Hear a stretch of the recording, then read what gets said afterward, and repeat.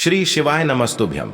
हर हर महादेव। दोस्तों, आप सभी लोग जानते हैं कि 5 जुलाई 2024 यानी शुक्रवार को पड़ रही है आषाढ़ अमावस्या, जो बहुत ही खास है। और दोस्तों, ये वो अमावस्या है जो कि आषाढ़ महीने में शुक्रवार को पड़ रही है। दोस्तों, इसी दिन किया जाने वाला पंडित जी द्वारा बताया गया एक लाल फूल और एक सफेद फूल वाले उपाय आप लोगों को जरूर करना चाहिए, क्योंकि दोस्तों ये एक ऐसा उपाय है जो कि हर दिन नहीं किया जाता।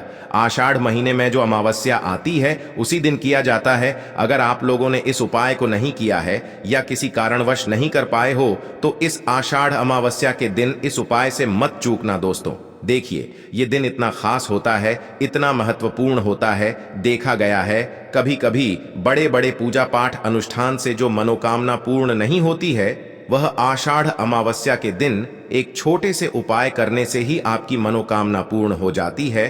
और बहुत सारे लोगों ने इस उपाय को किया भी है और उनको इस उपाय को करने का फल भी जरूर मिला है।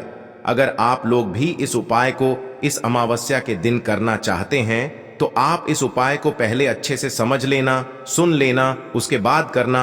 आपको इस उपाय का फल जरूर मिलेगा, आपकी सभी मनोकामनाएं पूरी हो जाएंगी। दोस्तों, हम आपको यहां पर बता दें कि यह जो एक लाल फूल और एक सफेद फूल वाले उपाय है, ये उपाय पंडित जी ने अपनी अभी की सीहोर की कथा में ही बताया है। और इस उपाय को करने से आपके घर में चाहे किसी भी प्रकार की दुख और समस्या क्यों ना चल रही हो, आपको उसका कारण भी नहीं पता है कि भाई ये समस्या किस कारण से चल रही है। उसका कुछ भी कारण हो सकता है, जैसे पितृदोष हो सकता है, काल सर्प दोष हो सकता है, या किसी भी तरह का मंगल दोष भी हो सकता है। और भी बहुत तरह के दोष होते हैं, कुछ भी हो सकता है। पर आपको इस उपाय को करने के लिए अपने दोष को पता लगाने की भी जरूरत नहीं है। आपके घर में किस कारण से इतनी दुख और परेशानी आ रही है, वह भी आपको पता लगाने की जरूरत नहीं है। बस शुक्रवार को अमावस्या के दिन इस उपाय को कर लेना, क्योंकि इसी एकमात्र उपाय को करने से आपके पूरे घर परिवार में सुख और शांति हो जाएगी। आपके घर में अच्छे अच्छे काम होने लगेंगे। आपकी जो भी मनोकामना होगी वह भी धीरे धीरे करके पूर्ण होना शुरू हो जाएंगी। अब हम समझते हैं इस एक लाल फूल और एक सफेद फूल वाले उपाय को आपको करना कैसे है, किसको करना है, किस समय करना है और कैसे करना है। देखो, उपाय बिल्कुल आसान है, बस समझने वाली बात है। ध्यान से समझिए, उसके बाद ही आप लोग जो है इस उपाय को जरूर कीजिएगा। सबसे पहली चीज हम लोग ये समझते हैं कि इस एक लाल फूल और एक सफेद फूल वाले उपाय को इस आने वाली अमावस्या के दिन किसको करना है। तो देखिए, इस उपाय को घर के सभी सदस्यों को करने की बिल्कुल भी जरूरत नहीं है। घर में से कोई एक मुख्य बड़ा सदस्य ही इस उपाय को करेगा तो उस घर परिवार के सभी सदस्यों को इस उपाय को करने का फल मिल जाएगा। पर वो बड़ा सदस्य कौन होगा, कौन व्यक्ति इस उपाय को करेगा?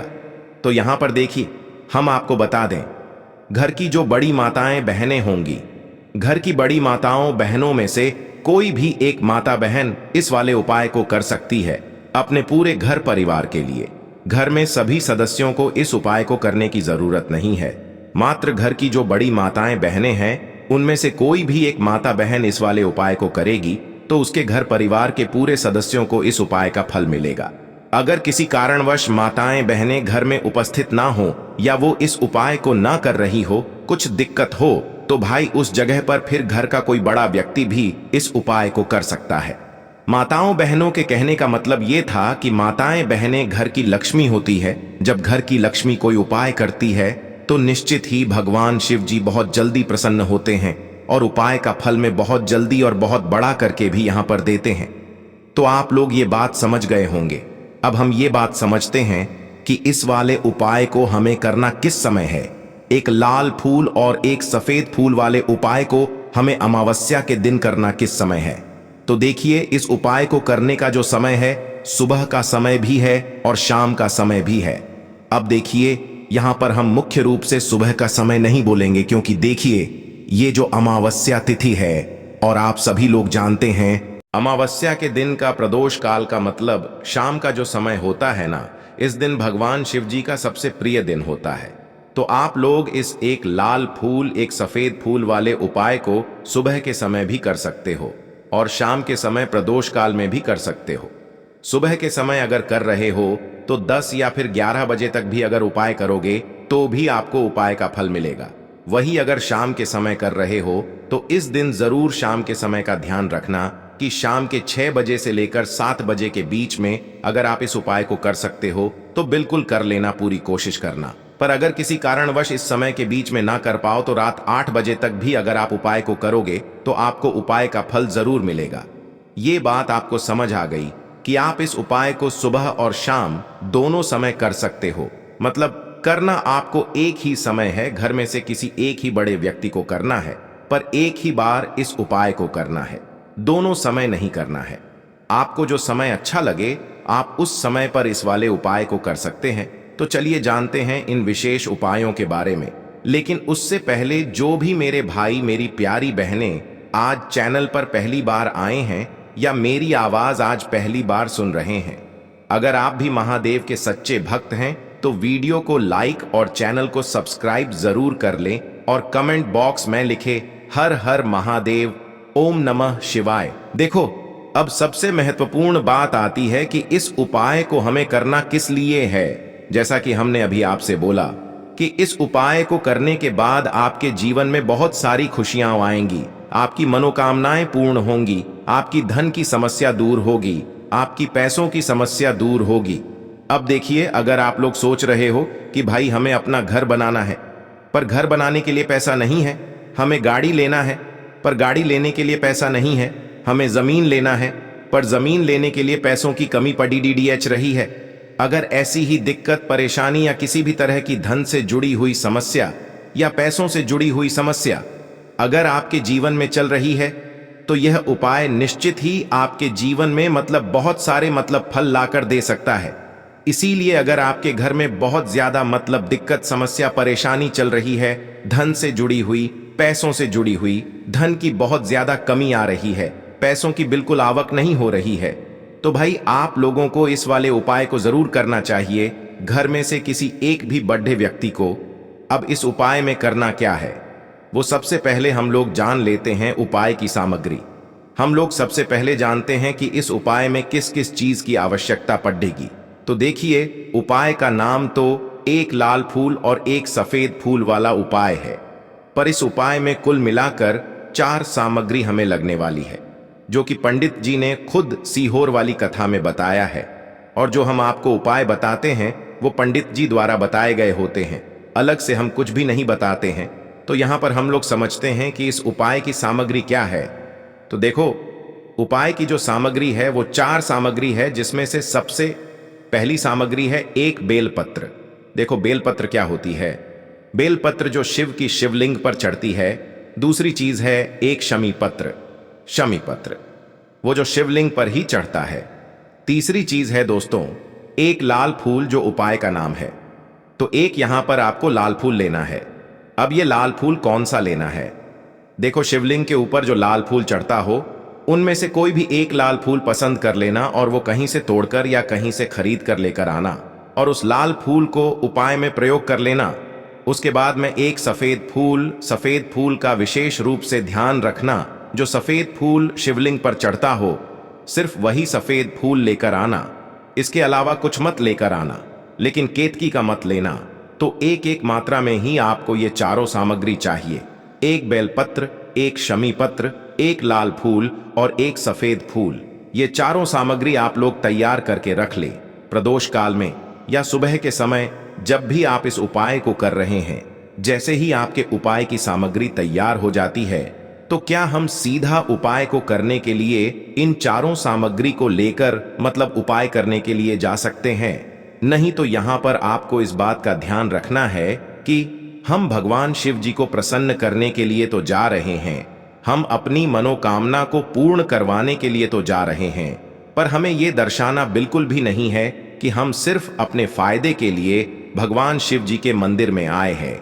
इसलिए हम इस उपाय को करने के साथ साथ में भगवान शिव जी की पूजन अर्चना के लिए कुछ सामग्री भी जरूर लेकर जाएंगे। जैसे कि सुबह के समय अगर आप उपाय को कर रहे हो इस एक लाल फूल और एक सफेद फूल वाले उपाय को, तो भाई सुबह के समय आपको एक लोटा जल लेकर जाना है। जो लोग प्रतिदिन शिव जी के मंदिर जाते हैं, पूजन अर्चना करते हैं, जल चढ़ाते हैं, फूल बेलपत्र सब कुछ चढ़ाते हैं, भाई वो अपनी पूजन अर्चना वैसी की वैसी ही करना। बाकी जो सिर्फ उपाय को करने के लिए जा रहा है, जो कुछ भी लेकर नहीं जा रहा है, उसे कम से कम 1 लोटा जल अपने घर से जरूर भर कर लेकर जाना। अगर आप उपाय को कर रहे हो, है ना, क्योंकि इस वाले उपाय को आप भगवान शिव जी की पूजन अर्चना करने के बाद ही करना। वहीं अगर बात करें शाम के समय की, अगर कोई व्यक्ति शाम के समय प्रदोष काल में इस वाले उपाय को कर रहा है, तो भाई आपको मात्र 1 घी का दीपक तैयार करना है। ये बात हम हमेशा बोलते हैं, शाम के समय प्रदोष काल में कोई कर रहे हो ना, तो दीपक का विशेष महत्व होता है। अमावस्या के दिन का प्रदोष काल में जो भी व्यक्ति दीपक जलाता है ना भगवान शिव जी के मंदिर में, भाई उसके जीवन से सारी दुख और परेशानियां भी दूर होती हैं। तो भाई इस दिन दीपक का विशेष रूप से ध्यान रखना आप लोग। अगर आप इस उपाय को शाम के समय प्रदोष काल में कर रहे हो, है ना, ये जो दीपक आप लोग लोगे, ये आटे का लोगे। जो आटा आप गूंद दोगे उसके अंदर कुछ भी मत डालना, मात्र सादा आटा लगाकर उसे तैयार कर लेना और 1 मीडियम साइज का दीपक तैयार कर लेना। वो दीपक ना ज्यादा छोटा हो ना ज्यादा बड्ढा हो, है ना। उसके बाद में दीपक आपका तैयार हो जाए तो इसके अंदर जो बत्ती रखोगे वो गोल बत्ती रखोगे। देखो गोल बत्ती भी 2 तरह की होगी, एक बाजार की और एक घर वाली। तो कोशिश करना अपने घर में जो रुई रखी हुई है उस रुई से आप लोग 1 गोल बत्ती अपने ही हाथों से बनाओ। उपाय का फल अच्छा मिलता है। भगवान शिव जी जल्दी प्रसन्न होते हैं जब हम किसी भी उपाय को अपने हाथों से परिश्रम करके तैयार करते हैं। तो आपको उस दीपक के अंदर 1 गोल बत्ती रख देनी है। इसके अंदर जो चीज आप लोग डालोगे वो डालोगे। शुद्ध देसी गाय का घी, इस बात का विशेष रूप से ध्यान रखना, शुद्ध देसी गाय का घी ही डालना है, तेल वगैरह नहीं।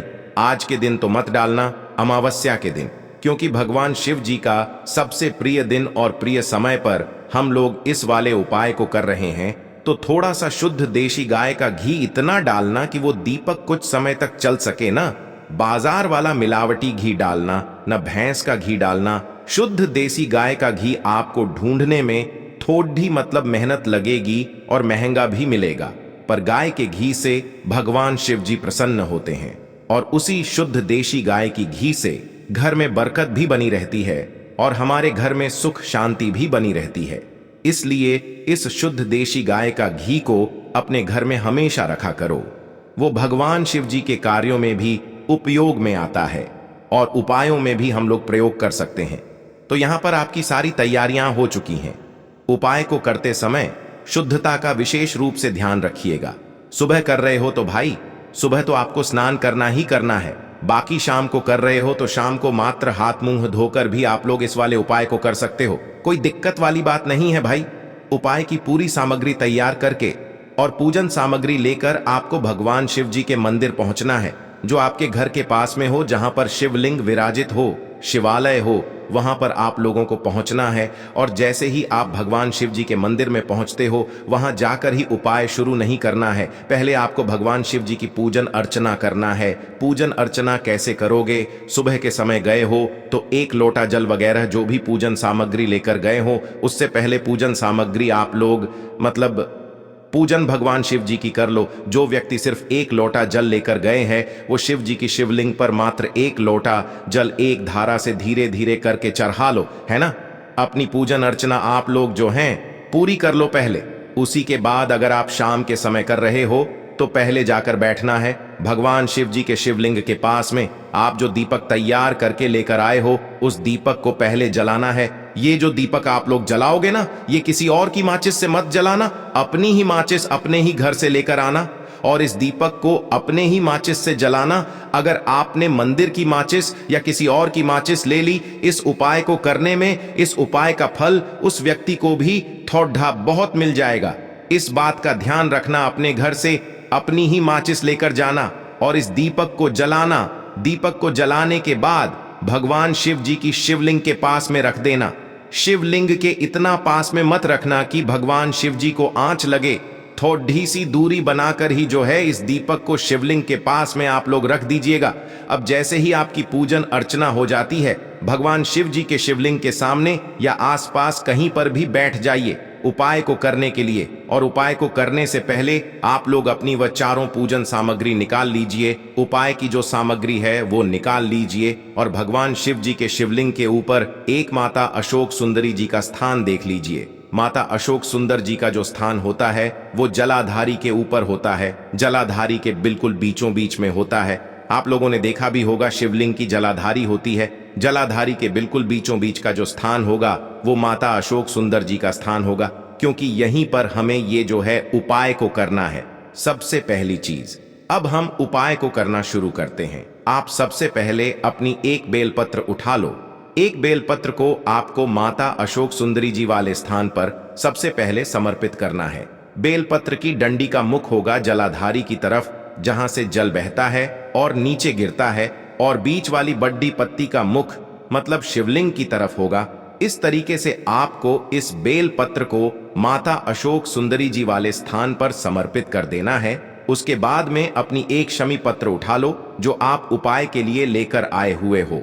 शमी पत्र को उठाकर शमी पत्र की भी जो डंडी का भाग होगा वो जलाधारी की तरफ करके जहां से जल बहता है नीचे गिरता है उस तरफ करके, और पत्ती वाला भाग शिवलिंग की तरफ करके इस शमी पत्र को भी उस बेल पत्र के ऊपर आपको समर्पित कर देना है। समर्पित करने के बाद अब आप ले लो अपना एक लाल फूल जो आप उपाय को करने के लिए लेकर आए हुए हो।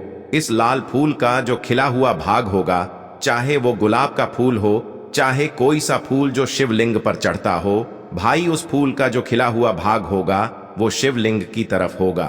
बाकी जो पीछे का भाग होगा फूल का वो जलाधारी की तरफ जहां से जल बहता है नीचे गिरता है उस तरफ होगा।